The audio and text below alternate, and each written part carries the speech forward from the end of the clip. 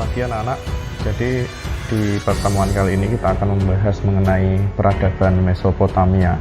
Peradaban di mana sebagai tonggak dari kebudayaan Arab yang sekarang. Peradaban Mesopotamia ini wilayahnya ada di Timur Tengah. Jadi bisa di Eropa, bisa di Asia bagian barat atau menyebar sampai ke Afrika bagian utara. Oke, Pak Ardi mulai. Kita masuk ke pembahasan yang pertama. Nah, di sini Pak Ardi perlihatkan peta yang judulnya Ancient Civilization of the World.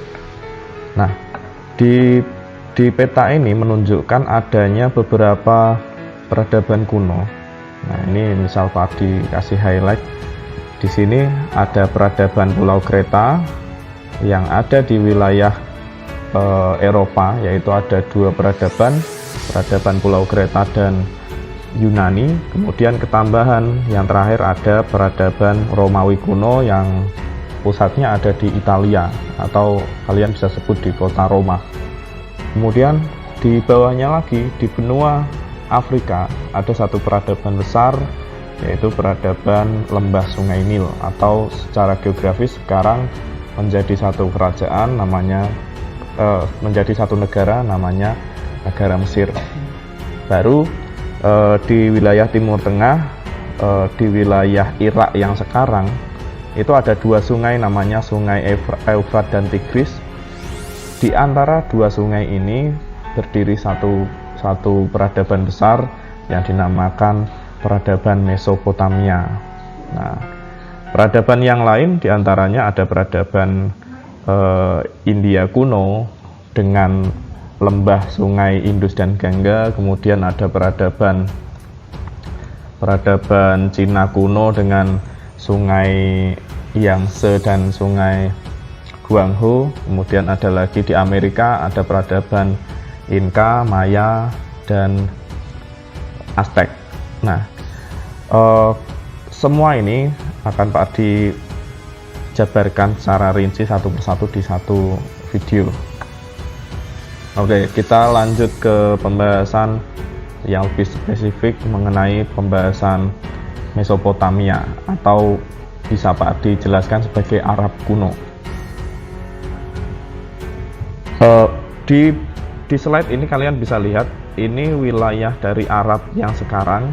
Ada negara Turki, kemudian ada Syria yang sekarang itu dipakai perang oleh ISIS, kemudian ada Saudi Arabia, kemudian ada Iran, kemudian di sini ini Irak di wilayah sini.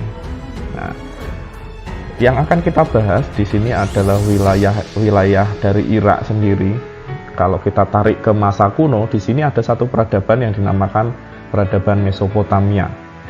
Peradaban Mesopotamia itu berdiri di atas dua sungai yang saling berdekatan, yaitu Sungai Eufrat dan Sungai Tigris. Keduanya ini memberikan satu tanah yang sangat subur di antara gurun-gurun yang ada di wilayah Asia bagian barat. Nah, kemudian nama Mesopotamia sendiri itu berasal dari dua kata, yaitu mesos yang berarti tengah dan potamos yang berarti sungai. Kemudian salah satu tokoh dari Yunani bernama Herodotus, dia memberikan satu statement, memberikan satu pendapat bahwa Mesopotamia sebagai daratan yang terletak antara dua sungai, yaitu Sungai Eufrat dan Tigris, dan menamakan Mesos dan Potamos tersebut. Wilayah di sini kalau Pak Ardi perlihatkan, kalau kalian lihat geografisnya Arab di wilayah ini adalah gurun, kemudian di Iran juga sebagian besar juga gurun, Syria juga. Tapi di wilayah Eufrat dan Tigris ini wilayahnya subur. Maka dengan kesuburan tersebut banyak bangsa yang kemudian ingin menguasai wilayah dari Mesopotamia ini. Nah, kemudian eh, sungai dari Eufrat dan Tigris itu beberapa kali mengalami banjir yang membawa endapan yang subur, sehingga menjadikan wilayah tersebut menjadi wilayah yang subur di antara gurun-gurun yang ada di pasir. Efeknya apa? Banyak bangsa yang kemudian bermigrasi.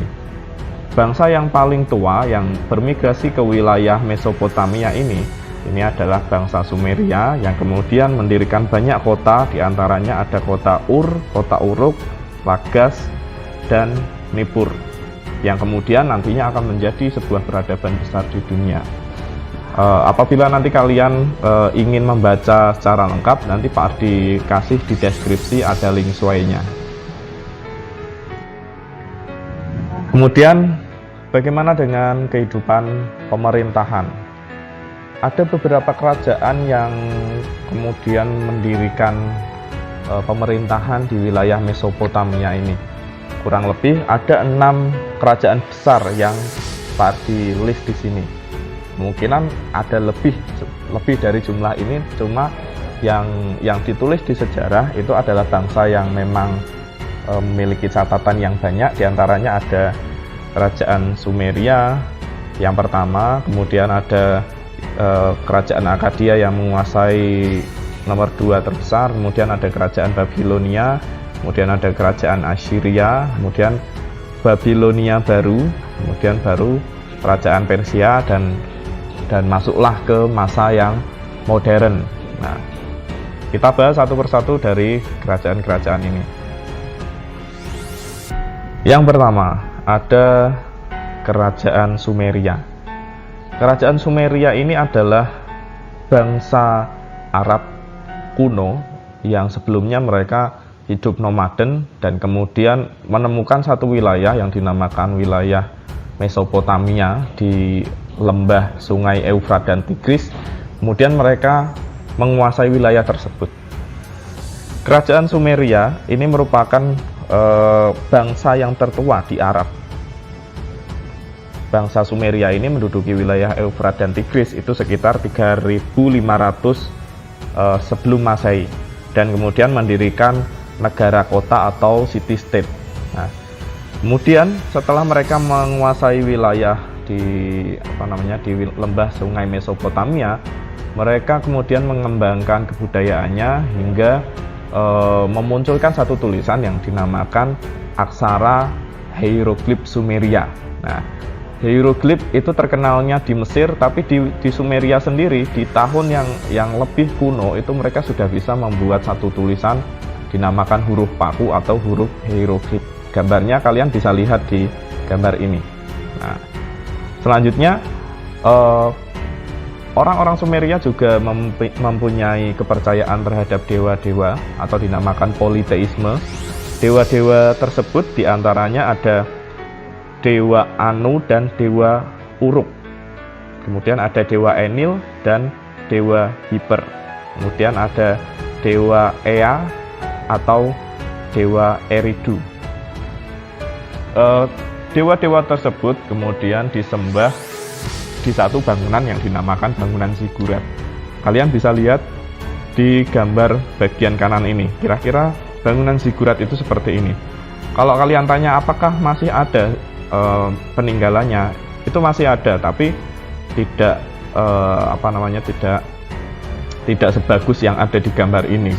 Kemungkinan karena termakan oleh zaman, mereka bangunannya itu sudah mulai mengalami penurunan kualitas. Kemudian bangsa Sumeria ini hancur oleh serangan bangsa Semit di bawah pemerintahannya Raja Sargon pada 2350 tahun yang lalu. Raja Sargon ini kemudian mendirikan satu kerajaan yang dinamakan Kerajaan Akkadia. Jadi kita bahas kerajaan yang kedua yang menduduki wilayah Mesopotamia, yaitu Kerajaan Akkadia. Selanjutnya adalah Kerajaan Akkadia. Kerajaan Akkadia ini berhasil menguasai wilayah Mesopotamia setelah mengalahkan bangsa Sumeria. Di bawah pemerintahan Raja Sargon, bangsa Semit atau Pak Ardi bisa sebutkan Kerajaan Akkadia itu berhasil menjadi wilayah yang sangat wilayah yang besar. Kemudian di bawah Raja Sargon sendiri, kerajaan Akkadia itu mencapai puncak masa kejayaan. Salah satu yang paling dikenang oleh sejarah bahwa Raja Sargon ini memberikan banyak pengaruh terhadap sejarah Arab kuno. Di antaranya Raja Sargon mampu menggabungkan antara bangsa Sumeria yang dulu pernah kalah, kemudian digabungkan dengan wilayah Mesopotamia yang lebih besar lagi. Nah, kemudian Sargon ini pula dia membuat satu sistem yang dinamakan sistem kekaisaran. Sistem kekaisaran inilah yang kemudian melegalkan Sargon untuk melakukan pemerintahan yang diktator atau tangan besi. Bangsa Akkadia kemudian dikalahkan oleh bangsa Babilonia di bawah satu raja besar yang dinamakan Raja Hammurabi. Nah, selanjutnya Pak Ardi bahas kerajaan Babilonia Lama. Jadi Babilonia itu ada dua, ada Babilonia Lama dan Babilonia Baru. Kerajaan Babilonia mengalami masa kejayaan di masa pemerintahannya Raja Hammurabi. Raja Hammurabi sendiri dia mampu menciptakan satu sistem hukum yang dinamakan Kodeks Hammurabi. Nah, jadi kira-kira Kodeks Hammurabi itu adalah kumpulan tata tertib, kumpulan aturan, kumpulan undang-undang bagi Arab kuno. Raja Hammurabi sendiri dia membuat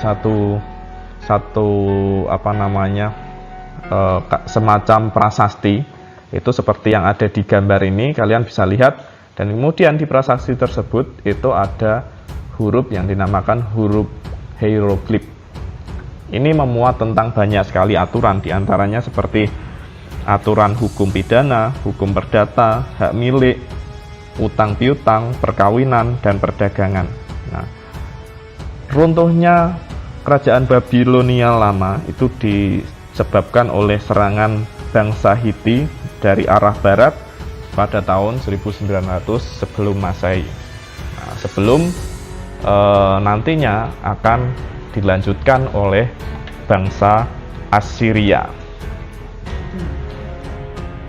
Kerajaan Assyria merupakan kerajaan yang keempat yang menguasai wilayah dari wilayah lembah Mesopotamia atau lembah Eufrat dan Tigris. Kerajaan Assyria ini mencapai masa puncak dari penguasaan wilayah tersebut di bawah Raja Assurbanipal. Nah, di masa Raja Assurbanipal ini Assyria itu mencapai masa puncak kejayaan dengan munculnya banyak sekali ilmu pengetahuan. Di antaranya yang paling terkenal adalah ilmu pengetahuan astrologi atau perbintangan. Nah, kemudian akhir dari kerajaan Assyria yaitu ditandai dengan penyerangan oleh bangsa Kaldea pada 612 Masehi. Penyerangan tersebut kemudian menyebabkan munculnya satu imperium baru yang dinamakan Babilonia Baru. Kemudian kerajaan Babilonia Baru. Jadi yang perlu diperhatikan, bangsa Babilonia itu ada dua di masa kuno, yaitu bangsa Babilonia Lama dan Baru. Kerajaan Babilonia itu mencapai masa puncaknya pada masa pemerintahannya Raja Nebukadnezar. Raja Nebukadnezar ini dia ditandai dengan adanya penemuan-penemuan, diantaranya satu keajaiban dunia yaitu Taman Gantung Babilonia. Nah, ada beberapa pencapaian dari pemerintahan Nebukadnezar, diantaranya mengalahkan bangsa Yahudi atau Israel, kemudian membuat jalan dan jembatan untuk memperlancar hubungan lalu lintas kota Babilonia, membangun menara Babil, kemudian membuat tanaman gantung Itu yang Pak Ardi jelaskan tadi di Taman Gantung Babilonia ini. Kemudian yang terakhir, membagi khatulistiwa yang mengelilingi bumi menjadi 360 derajat. Nah, semua ini dilakukan di masa pemerintahan Raja Nebukadnezar dari Babilonia Baru. Selanjutnya, yang terakhir ada kerajaan Persia, atau kalau Pak Ardi jelaskan itu wilayah yang sekarang diduduki oleh bangsa Iran. Wilayah Persia atau kerajaan Persia itu berada di wilayah Iran yang sekarang, dan pada masa dulu itu beribu kota di wilayah Persepolis atau di pinggiran sungai Tigris sendiri. Wilayah dari Persia itu mengalami masa keemasan hingga mereka mampu memperluas wilayah ke arah timur sampai ke India, dan ke arah barat mereka hampir menguasai wilayah Eropa hingga mereka dihambat oleh kebudayaan Yunani kuno yang pada saat itu dikuasai oleh Sparta dan Athena. Kemudian raja yang terkenal itu adalah Raja Darius, raja yang paling termasyhur dari Persia. Raja ini dia mampu mencapai masa keemasan dengan beberapa penemuan, diantaranya membuat jalan raya yang membentang sampai ke wilayah Persepolis dan wilayah pos-pos dari wilayah jajahannya. Kemudian membagi wilayah jajahannya menjadi 20 satrapi, kemudian membuat pemerintahan yang desentralisasi. Desentralisasi itu menyerahkan pemerintahannya kepada wilayah-wilayah bawahan. Nah, atau sudah ada pemberian hak-hak untuk kepemimpinan di perwilayah. Nah, selanjutnya, bagaimana kehidupan ekonomi? Jadi, kehidupan ekonomi di wilayah lembah Eufrat dan Tigris itu memanfaatkan kesuburan tanah. Jadi kalau kita mempelajari sejarah itu harus menganalisa juga, ketika wilayahnya subur berarti mereka lebih condongnya ke pertanian. Nah, mereka melakukan pertanian, kemudian melakukan juga peternakan, sekaligus juga mencari ikan-ikan yang ada di wilayah Sungai Eufrat dan Tigris. Kemudian selanjutnya, setelah kehidupan ekonomi, kehidupan sosial. Bagaimana sih kehidupan sosial dari orang-orang Eufrat dan Tigris? Orang-orang Eufrat dan Tigris itu sudah mengenal yang namanya sistem kasta atau sistem stratifikasi sosial. Hal tersebut ditandai dengan munculnya ahli-ahli dalam satu bidang. Di antaranya sudah ada yang namanya petani, kemudian pedagang, juru tulis, pendeta, prajurit, dan bangsawan.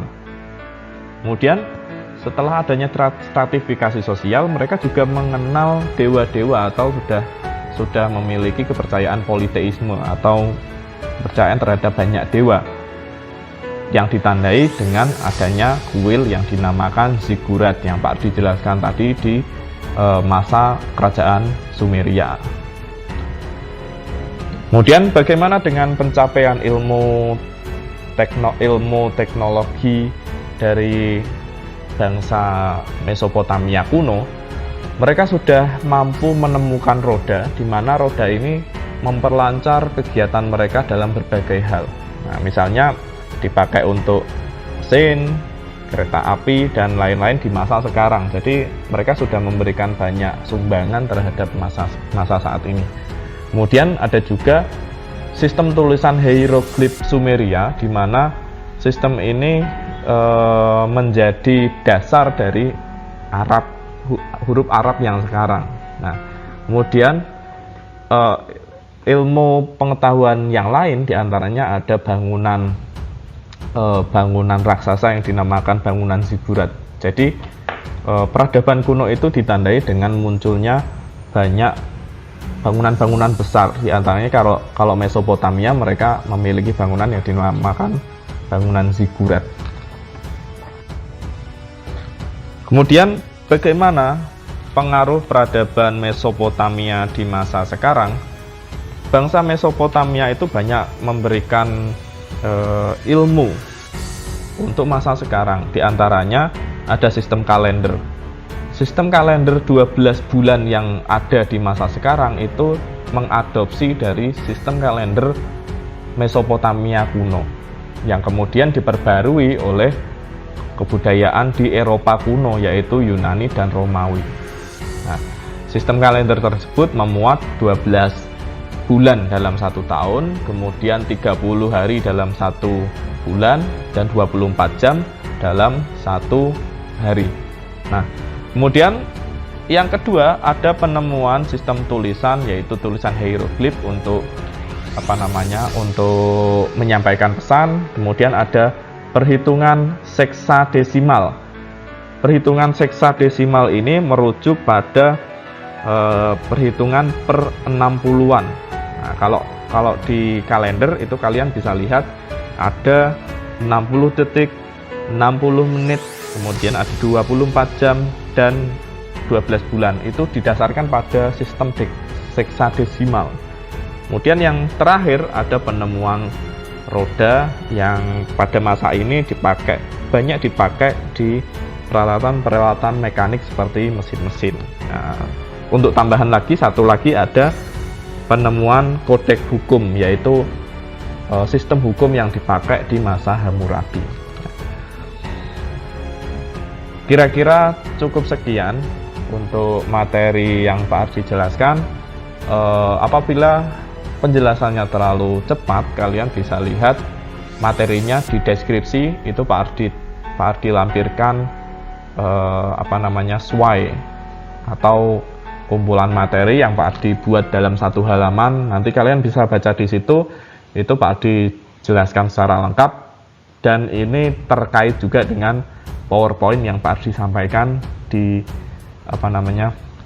di pembelajaran ini. Oke, terima kasih. Selamat belajar. Nanti kita lanjutkan di peradaban India kuno di video selanjutnya.